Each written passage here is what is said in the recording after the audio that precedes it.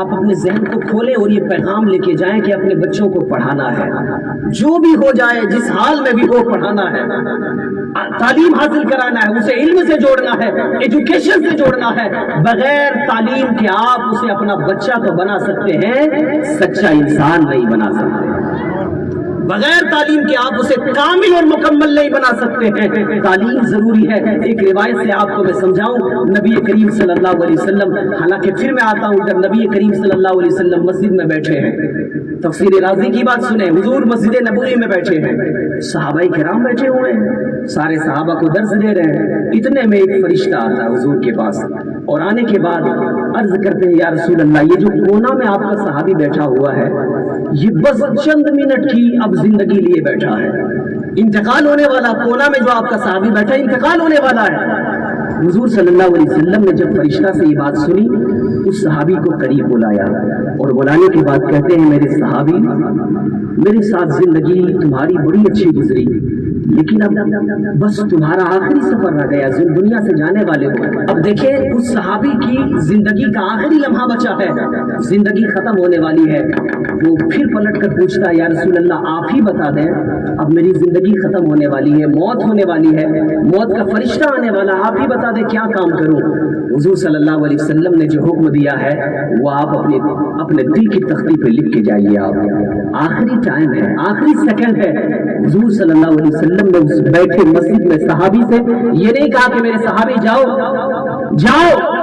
فصلی نماز پڑھنا شروع کر دو، مسجد میں بیٹھے ہوئے ہو، یہ خدا کا گھر ہے، یہاں نماز پڑھو، لیکن حضور نے نہیں کہا، حضور نے یہ بھی نہیں کہا کہ جاؤ مدینے کی گلیوں میں غریب لوگ ہوگے، مزدور لوگ ہوگے، جاؤ ان کو کچھ کھلا دو، ان کے لیے کچھ سامان مہیا کر دو، نہیں کہا۔ حضور نے یہ بھی نہیں کہا کہ قرآن کی تلاوت میں لگ جاؤ، نہیں، حضور نے ارشاد فرمایا اشتغل بالطاعۃ۔ حضور نے فرمایا میرے صحابی زندگی کا آخری لمحہ ہے،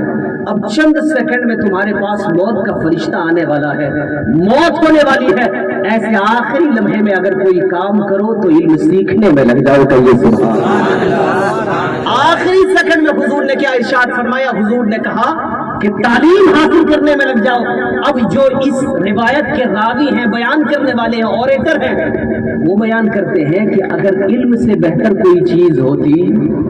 اگر علم سے اچھی کوئی چیز ہوتی تو حضور اس صحابی کو حکم دیتے، کیونکہ آخری لمحہ رہ گیا تھا، آخری سیکنڈ رہ گیا تھا، لیکن حضور نے کہا کہ علم حاصل کرنے میں مشغول ہو جاؤ۔ یہ بتاتا ہے کہ نماز روزے عبادتیں ہیں، یہ ایک طرف ہے، لیکن تمام سے بھاری اگر کوئی عبادت ہے تو علم حاصل کرنا سب سے بھاری۔ اسی لیے بخاری شریف کو آپ کبھی پڑھیے تو بخاری شریف میں نماز کا باب بعد میں آتا ہے،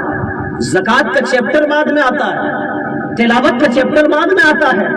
لیکن امام بخاری نے علم کے چیپٹر کو، ایجوکیشن کے چیپٹر کو پہلے رکھا ہے، اسی مقصد کے لیے کہ نماز، روزہ، حج، زکوٰۃ، یہ تمام چیزیں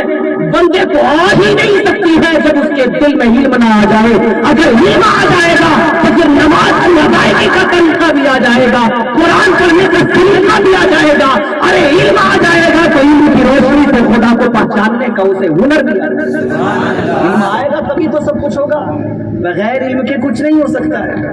بغیر علم کے کچھ نہیں ہو سکتا ہے۔ آج ہمارے مسلم کمیونٹی میں علم کی کوئی تڑپ ہی نہیں ہے، لگن ہی نہیں، شوق ہی نہیں ہے، جبکہ ایک زمانہ تھا کہ دوسرے لوگ مسلمانوں کے پاس آ کے سیکھا کرتے تھے۔ اور میں نے آپ کو سنایا نا، قرآن کی سب سے پہلی آیت اقرا پڑھیے،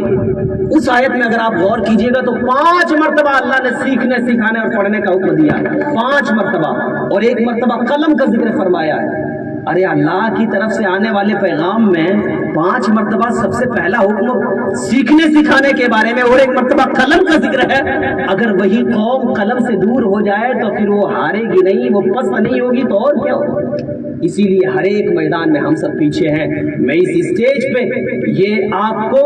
جذباتی نہیں کر رہا ہوں، حقیقت کی ترجمانی کر رہا ہوں۔ آپ قلم کے ساتھ جڑ جائیں، تعلیم کے ساتھ جڑ جائیں، پھر دیکھیے گا انشاءاللہ الرحمن جس طرح سے خدا نے ہمیں عروج بخشا تھا کہ زمانے والے ہمارے پیچھے آیا کرتے تھے، آج علم سے اپنا رشتہ کو جوڑ کے دیتے ہیں۔ خدا تعالیٰ تمہیں وہ مقام عطا فرمائے گا کہ دنیا کے تمام لوگ پیچھے نظر آئیں گے، مسلمان آگے آگے۔